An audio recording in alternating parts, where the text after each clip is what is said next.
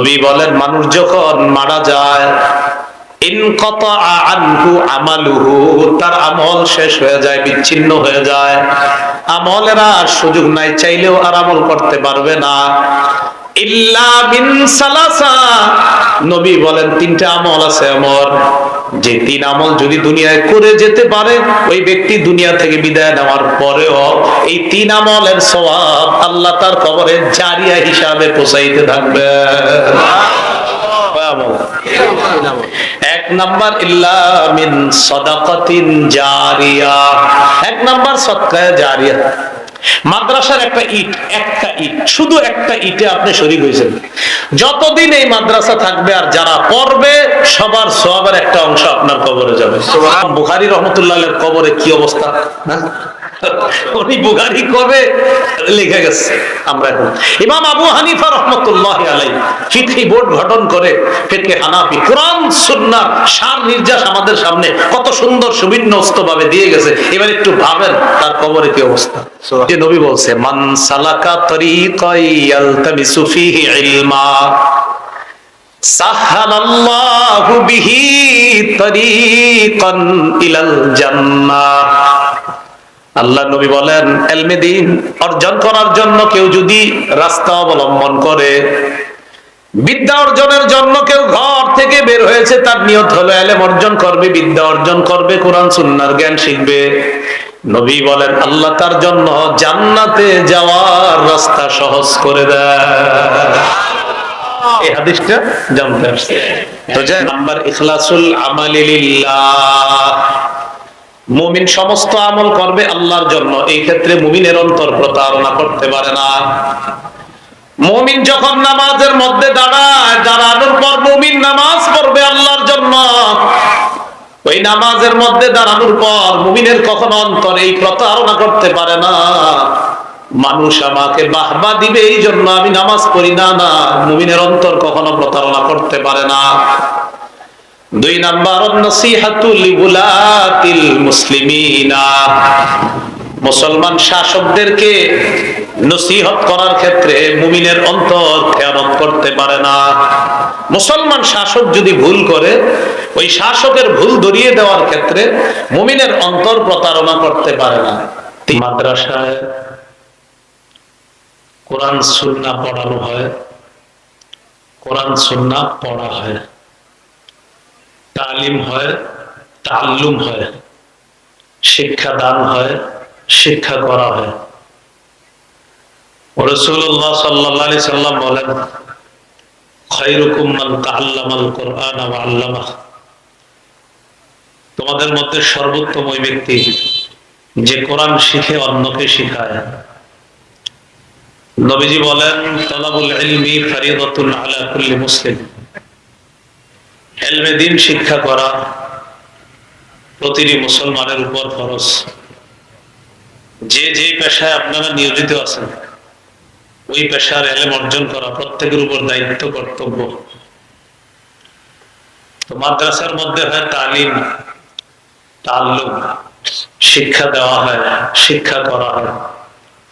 আল্লাহ বলেন কুল হাল ইয়াস্তাবিল্লাযীনা ইয়ালামুন ওয়াল্লাযীনা লা ইয়ালামুন, নবী আপনি বলেন যে জানে, যে জানে না তারা কি সমান হতে পারে? শিক্ষা আল্লাহ পাক রব্বুল আলামিন জিবরিল আমিনের মাধ্যমে মুহাম্মদ সাল্লাল্লাহু আলাইহি সাল্লামকে শিক্ষা দিয়েছেন। জিবরিল আমিন নবীজির কাছে এসে বলেছেন ইকরা, পড়েন। তিনি বললেন মা আনা বিকারিন, আমি পড়তে জানি না। ফাগাত্তানি, জিবরিল আমিন আমাকে একটা চাপ দিছে, হাত্তা বালাগা মিন্নিল জাহল, চাপের কারণে আমার খুব কষ্ট হয়েছে। এরপর আবার আমাকে ছেড়ে দিছে, শরীরটা হালকা অনুভব হয়েছে। আমাকে আবার বললেন ইকরা, পড়েন। আমি বললাম পড়তে জানি না।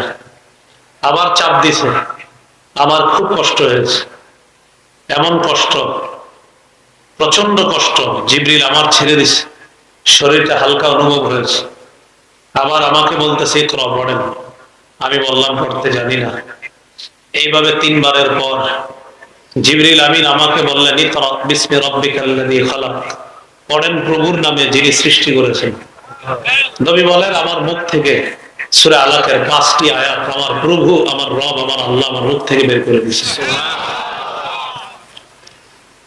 আল্লাহ পাক রব্বুল আলামিন এইভাবে শুরু করলেন, পড়ার মাধ্যমে নবুয়তের জীবন শুরু হলো।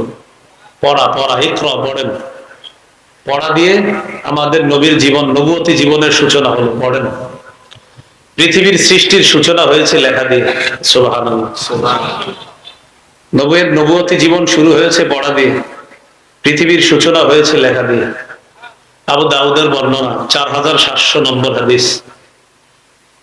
এই হাদিসের মধ্যে আসছে উবাদা ইবনে সামিত রাদিয়াল্লাহু তাআলা তার ছেলেকে বলেন, ইন্নাকা লান তাজিদা তা'আমা হাকীকাতিল ঈমান হাত্তা তা'লামা আন্না মা আসাবাকা লাম ইয়াকুন লিয়ুখতিআকা ওয়া মা আখতাআকা লাম ইয়াকুন লিয়ুসিবাকা। উবাদা ইবনে সামিত তার সন্তানকে বলে, হে প্রিয় সন্তান, তুমি ততক্ষণ পর্যন্ত ঈমানের প্রকৃত স্বাদ গ্রহণ করতে পারবে না যতক্ষণ তোমার এই বিশ্বাস না হবে তোমার জীবনে যা ঘটেছে এটা না ঘটার ছিল না, এটা ঘটার ছিল তাই ঘটেছে, এটা বিশ্বাস করতে হবে। তোমার জীবনে যা ঘটে নাই সেটা ঘটার ছিল না, এটাই বিশ্বাস করতে হবে। তোমার জীবনে যা এসেছে, তোমার জীবনে যা ঘটেছে এটা ঘটার ছিল, এটাই বিশ্বাস করতে হবে। তোমার জীবনে হাজারো চেষ্টার পরে যা ঘটে নাই সেটা ঘটার ছিল না, এটাই বিশ্বাস করা। এই বিশ্বাস তোমার যতদিন না আসবে, তুমি যতদিন না পাবে, ততদিন ঈমানের প্রকৃত স্বাদ গ্রহণ করতে পারবে না। ছেলেকে বলতেছে, শোনো, আমি আল্লাহ রাসূলকে বলতে শুনলাম, ইন্না আউওয়ালা মা খালাকাল্লাহুল কলম, নিশ্চয় আল্লাহ সর্বপ্রথম কলম সৃষ্টি করেছেন। কি সৃষ্টি করেছেন? কলম সৃষ্টি করার পর বললেন, উক্তুব, কলম লেখো। কলম বললেন, মাযা আকতুবু ইয়া রব, ও রব আমি কি লিখবো? আল্লাহ বললেন, উকতুব মাকাদিরা কুল্লি শাইইন হাত্তা তাকুমাস সাআহ, কিয়ামত পর্যন্ত যা ঘটবে তুমি সব লিপিবদ্ধ করে ফেলো। কিয়ামত পর্যন্ত যা ঘটবে তুমি সব লিখে ফেলো।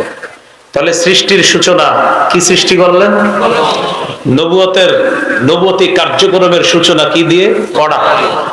তাহলে সৃষ্টির সূচনা লেখা, নবুয়তের কার্যক্রম শুরু পড়া। এবার দুইটা মিলান কি হয়? লেখা। ছোটবেলায় শিখছি লেখাপড়া করে যে গাড়ি বাড়ি চড়েছে, দেখছেন? এই জন্য মাদ্রাসায় লেখাপড়া হয়। এই লেখাপড়া যেটা আল্লাহ নবীজির লেখাপড়া শিক্ষা দিয়েছেন, আল্লাহ পাক রব্বুল আলামিন বলেন, আল্লামাল ইনসানা মা লাম ইয়ালাম, আল্লাহ মানুষকে শিক্ষা দিয়েছেন যা সে জানে না। আল্লাহ মানুষকে ওই জিনিস শিক্ষা দিয়েছেন যা সে জানতো না। আমি আপনি 5 বছর আগে যা জানতাম না, এখন অনেক কিছু আল্লাহ জানাইছে। 10 বছর আগে আমি আপনি অনেক কিছু জানতাম না, আল্লাহ জানাইছে। এই জায়গায় ওলামায়ে কেরাম যারা ওনারা বক্তব্যে যখন ছিল, আমরা যখন বক্তব্যে পড়ছি তখন বুঝছি কি এটাই মনে অনেক বেশি পড়াশোনা। যখন হেফজখানায় গেছি তখন বুঝলাম না, এটা আরো বড় না। হেফজখানা শেষ করে আমরা যখন কি বলতাম জানেন? কিতাবখানার ছাত্রদেরকে যখন দেখতাম রাতে ঘুমায় আর আমরা পড়তে উঠি 3:30 4টায়, ইস কিতাবখানাটাই ভালো ছিল, কি আরাম, মানে এরকম বলতাম। কিতাবখানা যাওয়ার পর বুঝলাম না, হেফজখানা তো শুধু কোরআন মুখস্থ করছি। ওখানে যাওয়ার পর কোরআন মুখস্থের মধ্যে আর সীমাবদ্ধ না, সেখানে যাওয়ার পর বিশুদ্ধ উচ্চারণে কোরআন পড়তে হয়। সেখানে যাওয়ার পর বিশুদ্ধ উচ্চারণে কোরআনের অনুবাদ শিখতে হয়। সেখানে যাওয়ার পর কোরআনের মতলব বুঝতে হয়। সেখানে যাওয়ার পর কোরআনের আদেশ নিষেধগুলা বুঝে শুনে নিজে আমল করে অন্যের মাঝে যেন প্রচার করতে পারি, এই জন্য পড়ার পরে আবার ছাত্রদের মাঝে গ্রুপ স্টাডি করতে হয়। তো বুঝতাম কি মনে হয় পরেরটা সহজ, পরে দেখি না আসলে জানি না, তো এই জন্য মনে করি ওইটাই। তো আল্লাহ বলেন, একের পর এক তোমরা যা জানতা না আমি আল্লাহ সব জানিস।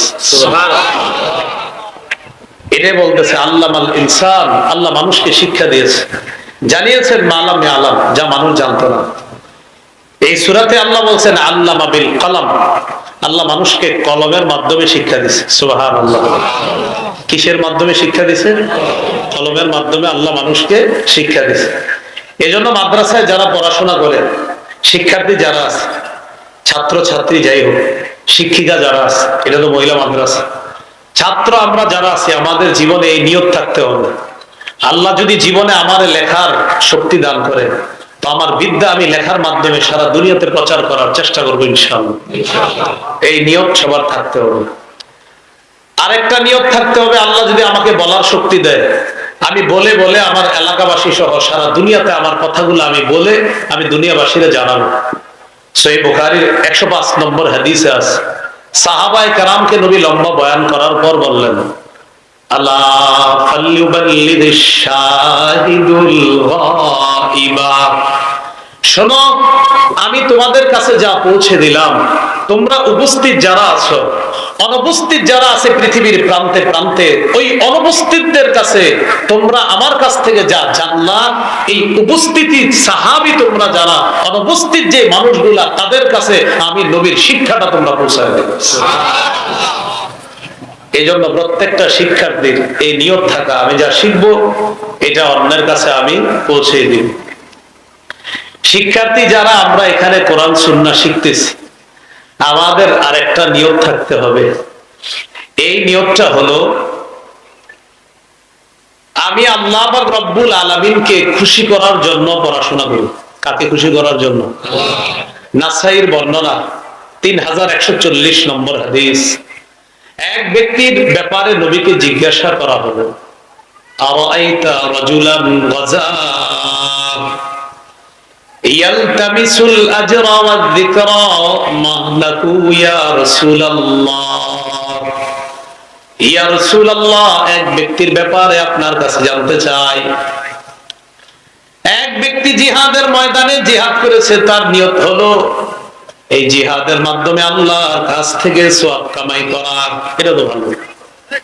ওয়া যিকরা, পাশাপাশি তার নিয়ত মানুষ তাকে বড় মুজাহিদ বলবে, এই নিয়তে সে জিহাদের ময়দানে গেছে।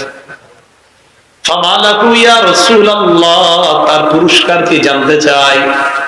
নবী জবাব দিলেন, লা শাইআ লাহু, সে কিছুই পাবে না। আদাহা সালাসা মাররাত, তিনবার আল্লাহর নবীর কাছে আবার প্রশ্ন করা হয়, হুজুর ওই ব্যক্তির ব্যাপারে জানতে চাই যে ব্যক্তি জিহাদ করছে, জিহাদের মাধ্যমে তার নিয়ত হলো এই ব্যক্তি আল্লাহর কাছ থেকে সওয়াব পাবে, পাশাপাশি দুনিয়ায় তার নাম কাম হবে, মানুষ তাকে বড় মুজাহিদ বলবে, বীর পালোয়ান শক্তিশালী বলবে, তার ব্যাপারে জানতে চাই। তিনবার নবীকে প্রশ্ন করার পর আল্লাহর নবী প্রত্যেকবার জবাব দিলেন, লা শাইআ লাহু, এই ব্যক্তি কিছুই পাবে না, তার আমলনামায় কিছুই হবে না। এরপর আল্লাহর নবী বলেন, ইন্নাল্লাহা লা ইয়াকবালু মিনাল আমালি ইল্লা মা কানা লাহু খালিসা ওয়াবতুগিয়া বিহি ওয়াজহুহু। আল্লাহ বান্দার আমল ততক্ষণ কবুল করেন না যতক্ষণ এটা আল্লাহর জন্য না হবে এবং আল্লাহর সন্তুষ্টির জন্য না হবে, ততক্ষণ আমল কবুল করে না। এজন্য যারা পড়াই, যারা এই মাহফিলে আসছি, আমরা যে কোনো ইবাদত শিক্ষা দেওয়া, শিক্ষা করা, কোরআন সুন্নাহর সাথে সম্পৃক্ত যে কোনো আমল, সেটা নামাজ হোক, রোজা হোক, নিয়ত যদি থাকে আল্লাহর কাছ থেকে সওয়াব কামাই আর মানুষের কাছ থেকে বাহবা কামাই করা, নবী বলেন কিছুই পাবে না, তার আমল নামায় কিছুই হবে না। একমাত্র আল্লাহর জন্য যদি হয়, ওই আল্লাহর জন্য আমলের প্রতিদান সব আল্লাহ দান করবে। তাহলে এই নিয়ত থাকা যে আমি আল্লাহরে খুশি করব, বলেন কারে খুশি করব? শুধু আল্লাহরে খুশি করব, এই নিয়ত থাকা। শিক্ষার্থী যারা আছে তাদের আরেকটা নিয়ত হতে হবে। আপনারা অভিভাবক যারা আছেন, আপনাদের ওই নিয়তটা থাকতে হবে।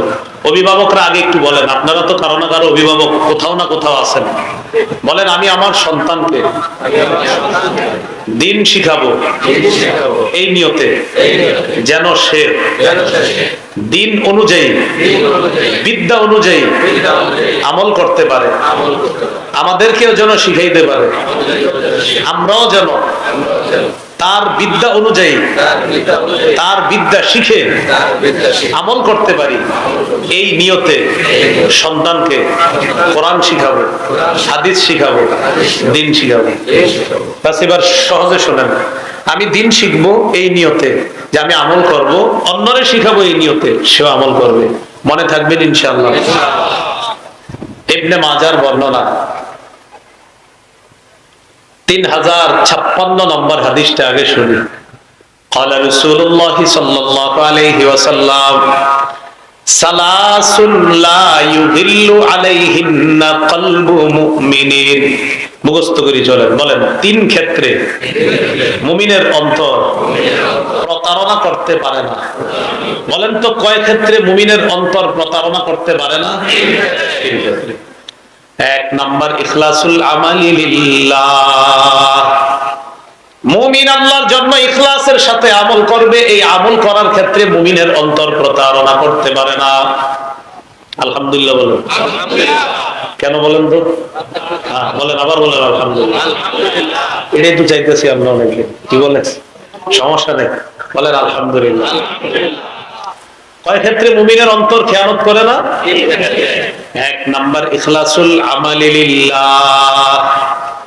মুমিন সমস্ত আমল করবে আল্লাহর জন্য, এই ক্ষেত্রে মুমিনের অন্তর প্রতারণা করতে পারে না। মুমিন যখন নামাজের মধ্যে দাঁড়ায়, দাঁড়ানোর পর মুমিন নামাজ পড়বে আল্লাহর জন্য, ওই নামাজের মধ্যে দাঁড়ানোর পর মুমিনের কখনো অন্তর এই প্রতারণা করতে পারে না মানুষ আমাকে বাহবা দিবে এই জন্য আমি নামাজ পড়ি না। না, মুমিনের অন্তর কখনো প্রতারণা করতে পারে না। 2 নাম্বার নসিহাতু লিউলাতিল মুসলিমিনা। মুসলমান শাসকদেরকে নসিহত করার ক্ষেত্রে মুমিনের অন্তর খেয়ানত করতে পারে না। মুসলমান শাসক যদি ভুল করে, ওই শাসকের ভুল ধরিয়ে দেওয়ার ক্ষেত্রে মুমিনের অন্তর প্রতারণা করতে পারে না। 3 নাম্বার ওয়ালুজুমু জামাআতিহিম। মুসলমান হক জামাতের সাথে লেগে থাকার ক্ষেত্রে তার অন্তর প্রতারণা করতে পারে না। সর্ববৃহৎ হক দল কোনটা? বলেন আমার সাথে, হক্কানি আলেমরা। যেই দলটাকে হক বলবে সেটাই হক দল। যুগের হক্কানি ওলামায়ে কেরাম যেই দলকে হক বলবে ওটাই হক দল। আর ওই হক দলের সাথে লেগে থাকার ক্ষেত্রে মুমিনের অন্তর খেয়ানত করতে পারে না। বলেন, মুমিনের অন্তর কি করতে পারে না? খেয়ানত করতে পারে না। এবার শুনি তিরমিজির বর্ণনা 2416 নম্বর হাদিস। قال رسول الله صلى الله عليه وسلم لا تزول قدم ابن آدم من عند ربه يوم القيامة حتى يسأل عن 50। নবী বলেন কিয়ামতের ময়দানে আদম সন্তানের 2 পা নড়বে না 5 প্রশ্ন করার আগ পর্যন্ত। 1 নাম্বার আন উমরিহি ফিমা আফনা। জীবন সম্পর্কে প্রশ্ন করা হবে, জীবন সে কোন কাজে কাটিয়েছে। 2 নাম্বার ওয়ান শাবাবিহি ফিমা আবলা। যৌবন সম্পর্কে, যৌবন সে কোথায় বিনাশ করেছে। এটার অনুবাদটা সবাই বলেন, বলেন যৌবন কোথায় বিনাশ করেছি এই সম্পর্কে জিজ্ঞাসা করা হবে। 2 নম্বর প্রশ্ন হবে যৌবন তুমি কোথায় বিনাশ বিনাশ বিনাশ শেষ করেছো কোথায়, জিজ্ঞাসা করা হবে। 3 নাম্বার ওয়ান মালিহি মিন আইনা তাসাবা। সম্পদ সম্পর্কে জিজ্ঞাসা করা হবে, সম্পদ কোথা থেকে কামাই করছে। ওয়া ফিমা আনফাকা। সম্পদ কোথায় ব্যয় করেছে, এটা 4 নাম্বার। 3 নাম্বার কোত্থেকে কামাই করছে, 4 নাম্বার কোথায় ব্যয় করছে। 5 নাম্বার ওয়া বিমাযা আমিলা ফিমা আলিমা। যা জানছে ওই অনুযায়ী আমল করছে কিনা, এটা 5 নাম্বার প্রশ্ন। এই প্রশ্নের উত্তর দেওয়ার আগ পর্যন্ত আদম সন্তানের 2 পা নড়বে না। তাহলে আমি যা জানলাম সে অনুযায়ী আমল করলাম কিনা, এই প্রশ্নটা হবে। এখানে যারা আসছেন প্রতিটা মাহফিলে এই নিয়ত করে যাবেন, আমি যা জানবো জানা অনুযায়ী আমল করব ইনশাআল্লাহ। তাহলে শিক্ষার্থী যারা আছে আলহামদুলিল্লাহ বলেন। আমরা বলেন আলহামদুলিল্লাহ, বলেন আল্লাহ আমরা খুশি। কারণ যদিও মাহফিলে আপনারা মনে মনে কইতেছেন একটু বড় হইলে ভালো হইতো, হাজারো মানুষের উপকার হইতেছে। হ্যাঁ, আরেকটা নিয়ত করা, পরিশুদ্ধ নিয়ত করা। সহিহ বুখারীর 1 নম্বর হাদিস, সহিহ বুখারীর 1 নম্বর হাদিস। হাদিসের বর্ণনাকারী ওমর ইবনুল খাত্তাব রাদিয়াল্লাহু তাআলা আনহু। আলকামা ইবনে ওয়াক্কাস আল-লাইসি থেকে বর্ণনা, তিনি বলেন سمعت عمر بن الخطاب رضي الله تعالى عنه على المنبر سمعت رسول الله صلى الله عليه وسلم يقول إنما الأعمال بالنيات ওমর ইবনুল খাত্তাব বলেন, আমি রাসূলুল্লাহ সাল্লাল্লাহু আলাইহি সাল্লামকে বলতে শুনেছি, নবীজি বলেছেন আমলের প্রতিদান দেওয়া হয় পরিশুদ্ধ নিয়তের কারণে। ইন্নামা আমালুল জাওয়ারিহ, ইন্নামাল আমাল মানে আমালুল জাওয়ারিহ, অঙ্গ প্রত্যঙ্গের আমল, এই আমলের তুসাবু সওয়াব দেওয়া হয় বিন্নিয়াত, পরিশুদ্ধ নিয়তের সাথে। তাহলে আমরা যে কোনো কাজ করব, নিয়ত যদি শুদ্ধ হয়, এটার প্রতিদান আল্লাহর কাছ থেকে পাওয়া যাবে।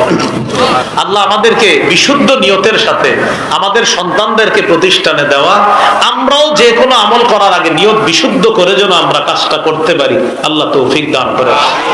এবার আমার সাথে বলেন, যে কোনো ইবাদত আল্লাহর কাছ থেকে পাওয়ার আশায় করব। সন্তানকে দ্বীন শিখাবো আল্লাহর কাছ থেকে পাওয়ার আশায়, নিজেরা দ্বীন শিখবো আল্লাহর কাছ থেকে পাওয়ার আশায়। ইবনে মাজাহ 223 নম্বর হাদিস। এই হাদিসের বর্ণনাকারী কাসির ইবনে কাইস তিনি বলেন, কুনতু জালিসান ইনদা আবি দারদা রাদিয়াল্লাহু তাআলা আনহু ফি মসজিদি দিমাশক ফাআতাহু রাজুলুন فقال يا أبا الدرداء أتيتك من المدينة مدينة رسول الله صلى الله عليه وسلم لحديث بلغني أنك تحدث به عن النبي صلى الله عليه وسلم। কাসির ইবনে কাইস বলেন, দামেস্কের মসজিদে নবীর সাহাবী আবু দারদা রাদিয়াল্লাহু তাআলা আনহুর পাশে আমি বসা। এক ব্যক্তি আবু দারদার কাছে আসছে মদিনা থেকে। মদিনা থেকে আসার পর আবু দারদাকে বললেন, ও আবু দারদা, আমি রাসূলের শহর মদিনা থেকে আসছি আপনার কাছে। বর্তমানে গুগলে দেখবেন মদিনা থেকে দামেস্ক কতটুকু হয়, প্রায় 1260-এর উপরে, 67 কিলোমিটার। বর্তমানে দেখবেন এই পরিমাণ রাস্তা অতিক্রম করে আসছে মদিনা থেকে দামেস্ক এক ব্যক্তি। কেন? লিহাদিসিন বালাগানি আন্নাকা তুহাদ্দিসুহু আনিন নবী সাল্লাল্লাহু আলাইহি ওয়াসাল্লাম।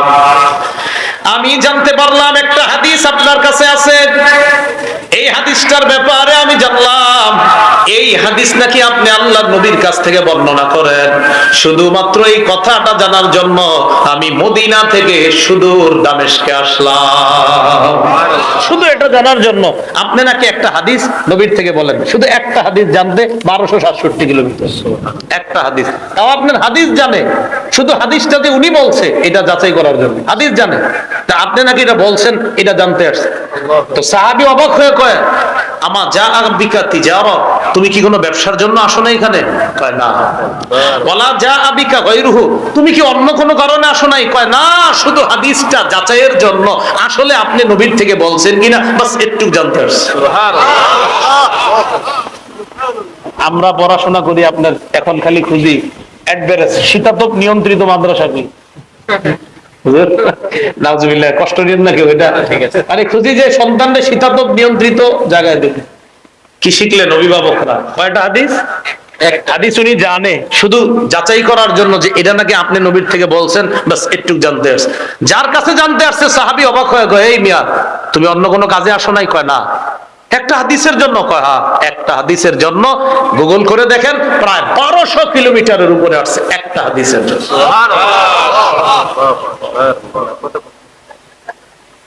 এই জন্য তো ওনারা এলেন ভাই।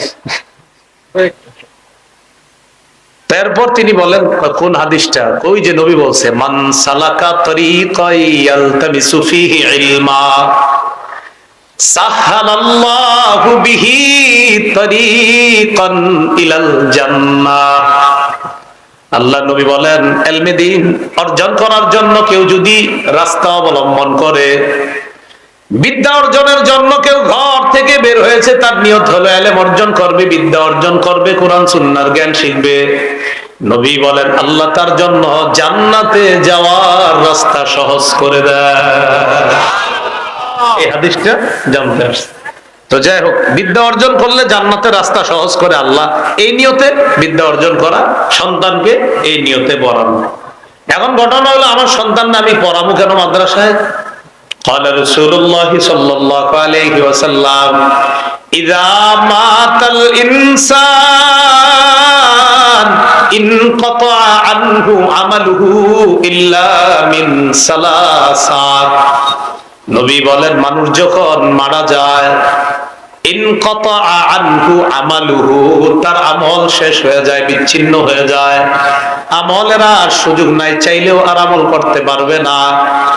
ইল্লা মিন সালাসা, নবী বলেন তিনটা আমল আছে এমন, যে তিন আমল যদি দুনিয়ায় করে যেতে পারে, ওই ব্যক্তি দুনিয়া থেকে বিদায় নেওয়ার পরেও এই তিন আমলের সওয়াব আল্লাহ তার কবরে জারিয়া হিসাবে পৌঁছাইতে থাকবে। এক নাম্বার ইল্লা মিন সাদাকাতিন জারিয়া, এক নাম্বার সদকায়ে জারিয়া। মাদ্রাসার একটা ইট, শুধু একটা ইটে আপনি শরীক হয়েছেন, যতদিন এই মাদ্রাসা থাকবে আর যারা পড়বে সবার সওয়াবের একটা অংশ আপনার কবরে যাবে। একদম সোজা কথা, সদকায়ে জারিয়া। এই জন্য কখনো দান করলে ইখলাসের সাথে করে দিবেন। ওই মনির ভাই বললো না যে দেখেন চাই নাই, বলছি আপনারা নিজে থেকে দিচ্ছেন, এটা ভালো কাজ করছেন। উনি কিন্তু বললেও নাই যে ভাই অমুক এত দেন, তারপরে মাশাআল্লাহ আপনারা দিচ্ছেন, হয়তো বললে আরো দিতেন, কথার কথা, তারপরেও দিচ্ছেন। আপনাদের দেওয়া দেখে আমি বুঝতে পারছি দিল থেকেই দিয়েছেন, কারণ বলেও নাই, বলছে কাউরে যে এত দিচ্ছেন। এই যে দেওয়াটা, এটা দেওয়ার সময় নিয়ত করে ফেলবেন, আল্লাহ শুধু আপনারই খুশি করব। হতে পারে আপনারটা 1 টাকা, কিন্তু আপনি যে কি কাজ করছেন মরার পর বুঝবেন, কারণ ইখলাস ছিল আপনার 1 টাকায়। আপনি 1 কোটি টাকা ইখলাস ছিল, 1 টাকা এটাতে ইখলাস ছিল।